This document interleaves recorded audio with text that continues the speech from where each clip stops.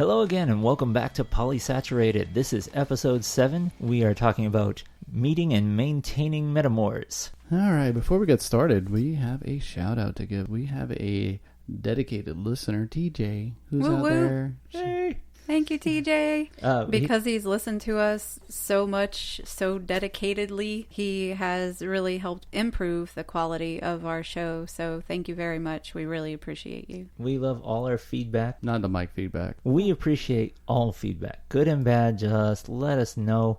We want to bring you the best show possible, and that's how we can improve. So comment or give us a text or drop us a line, any kind of thing like that. Metamorphosis. Metamours. For an official definition of metamours, we are turning to our definition guru, Jay. Oh, I thought it was me.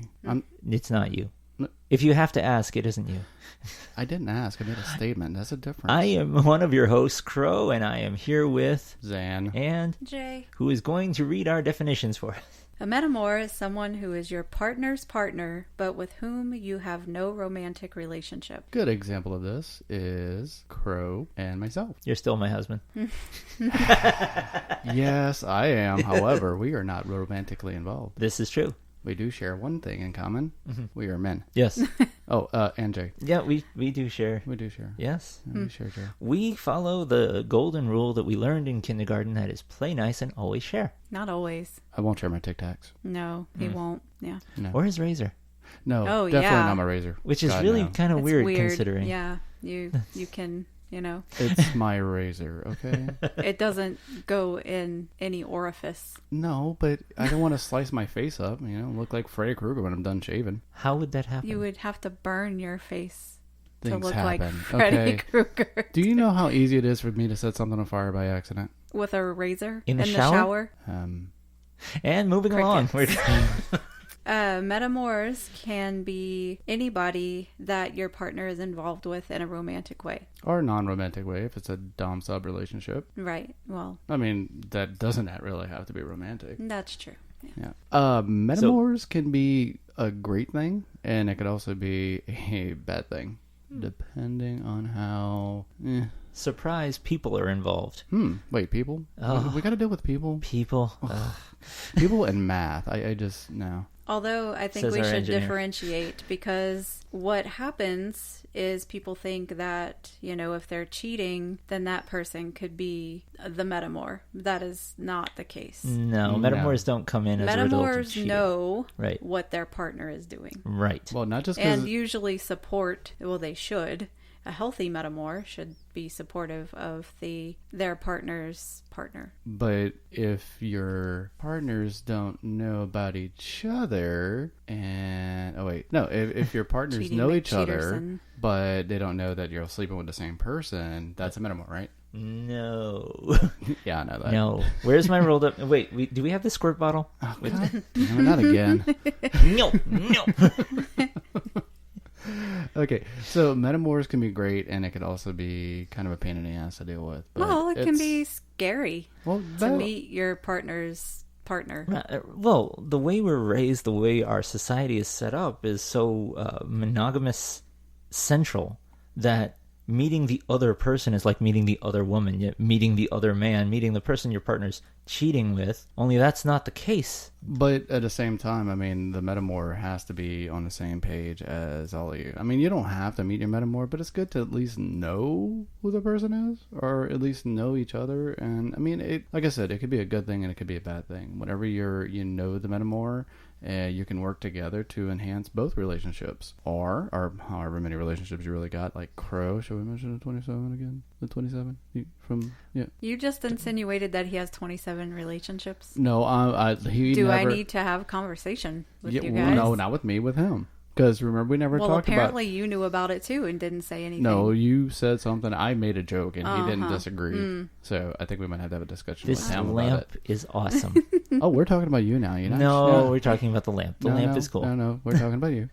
Anyway, no, Crow does not, at least I hope he does not have a 27 relationship I on the would side. not have that kind of time. Yeah, polyamory takes time. It does. So if you work 80 hours a week, this is probably not going to work for you. So Unless you can squeeze it in at work. So Jay and I, we've had some kind of interesting and weird experiences with metamours Jay has actually had a relationship end because of a metamour. Her metamour in this one relationship kind of caused problems with their relationship. They never had time alone or anything like that. And what would happen is that he would make it a point to be there when they were on their date or wherever, and just find some reason to be around, not giving them any time alone. Yeah. And so what ended up happening, he was really jealous of their relationship. Well, we even had the initial discussion, where you outline what is acceptable, what isn't acceptable, if everybody's okay.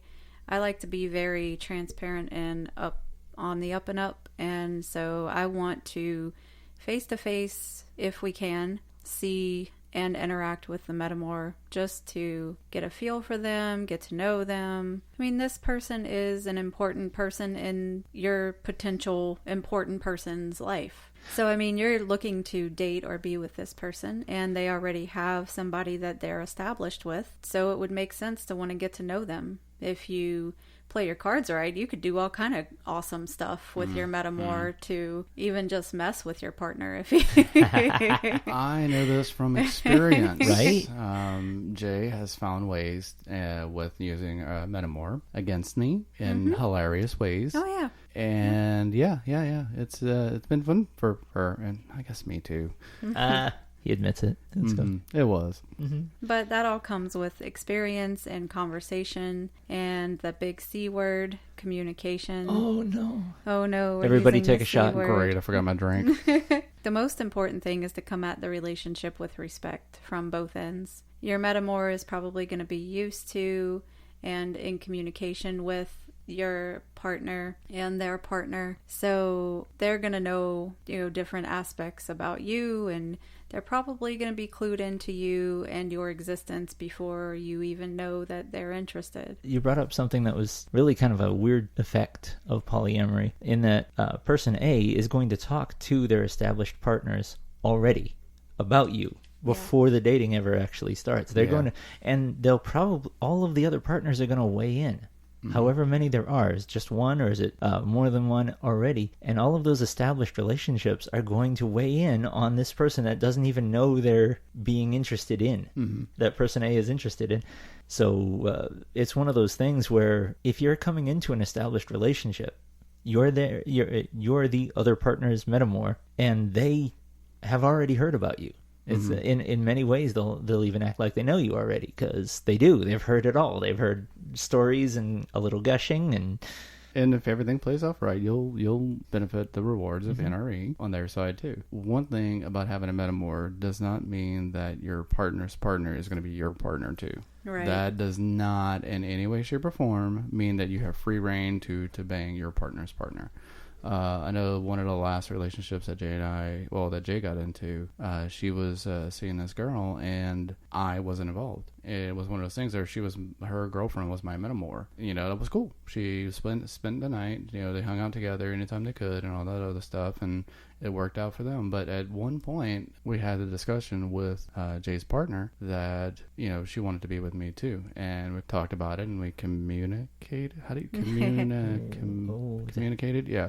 So we communicated about it and talked about it, and for a decent amount of time, and before we decided, like, hey, let's go ahead and give this a shot, because one thing that you'll see is that and it can kind of cause a really weird dynamic, is that if you have a metamour and you start dating your partner's partner, and it becomes your partner too, if something happens in their relationship, that will affect you as well. Well, it does anyway.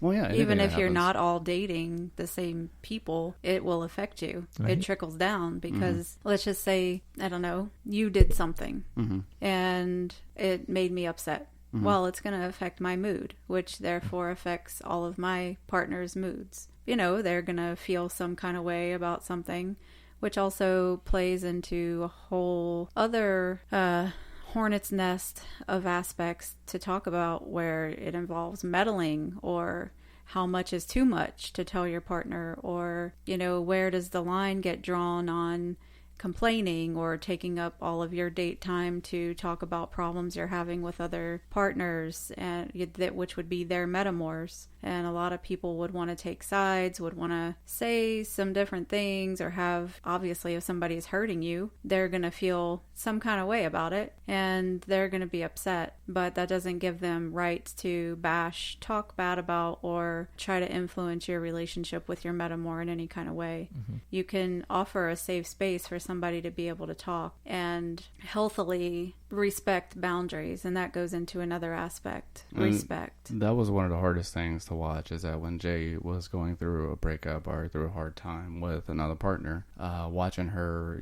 be in pain because of them. It gets even more difficult if you're with that partner too. It's like, okay, I love this person, and I love, in my case, I love Jay, and that other partner is causing her pain, and it's like, but she's not causing me pain. So how do you handle this? It gets kind of complicated, but at the same time, you can also rely on metamours and everything to sort things out to, like, say, for example, if Jay and I had a problem, Crow can sometimes step in and, kind of mediate the situation, or, to help resolve it, because we're all in this together. When it comes down to it, we're all in this together, and we all care about each other. We all love each other. Let's see what we can do to work this out. There's no hard and fast rule, because by the same token, if you are in a metamour situation, you shouldn't feel compelled to step in. Right. You shouldn't feel like, well, I'm their mediator, so I need to come in and fix this. And really, that's not your job. And one thing that I've seen Jay do before is like, okay, y'all two need to sit down and talk this out. Like, now, I'm tired of being in the middle of it. Y'all sort this out. I'm done. And she just walks out, and it's like, okay, it's one of those, you're gonna hug this out. Yep. But she's such a good messenger. Yeah. You don't want to get, one of your partners, Right. in the mix of it. No, don't triangulate. That's a principle that can be learned and identified fairly easy. If you realize you're going after allies, you're trying to take away this person you're arguing with's support, or you're trying to win this outside party over to you so that you can all come and make a united front against this one person you're having an argument with, it's really, it can get bad and it can get ugly really quick. Mm-hmm. So it's best to, if you can possibly handle a disagreement, leave your metamour out of it. Mm-hmm. It depends completely on your dynamic. I mean, we all nest together, so that's something like, generally speaking, if something's going on, we're all involved anyway. Mm-hmm. We all feel it immediately because we're all in each other's presence all the time. Right. But as a rule of thumb, even when it was the four of us, it was basically go direct to the source. Right. We can talk to each other, and we can basically airing our concerns or how we're feeling or going over those things. But as far as using them as a bit of a sounding board is within good, healthy boundaries. Right. But as the metamour, you need to learn how to listen and not solve. Yeah. Right, and you gotta be careful, because you start bashing one partner to another partner, and they're gonna start feeling a certain way about that. They're gonna feel angry about that partner. It's one of those things where it becomes infectious, and the feelings become infectious, whether it's good or bad. The feelings become infectious, and you're turning somebody against somebody else. Yeah, when your partner is fighting with their partner, it does not mean that you are also fighting with that partner. No. Not necessarily. It could. But it all comes down to what's happening. It all comes down to your dynamic. It comes down to what's going on. It can affect everything because everybody's connected. Everybody has a connection with somebody. And it's not even fighting. It could also be scheduling. If Zan takes a new job and he has a brand new schedule, it affects all of us. Mm-hmm. It affects, who's getting up when does the shower need to be taken, when do you get one, how do you prepare your lunch or your breakfast, because everybody's got to use this facility or that facility, and the ripples can be affected because everybody's going to have to readjust around it. And it's the same even if you're not nesting. Right. Because across the board, it's going to trickle down. So, date nights get affected, things like that, because somebody no longer has Thursday nights free. They only have Wednesday nights free. Well, that used to be your date night. Right. I mean, it's one of those things where you just need to work together to figure out the scheduling, to figure out the, which one takes priority. And you need to be flexible on that, because metamours are going to require, different time schedules and whatever it is. But again, that's one reason why talking to the metamour is a good idea. You really should talk to them, and use your metamour for good, not evil. I vow to only use my metamour for good. I mean, like, a good example of it is like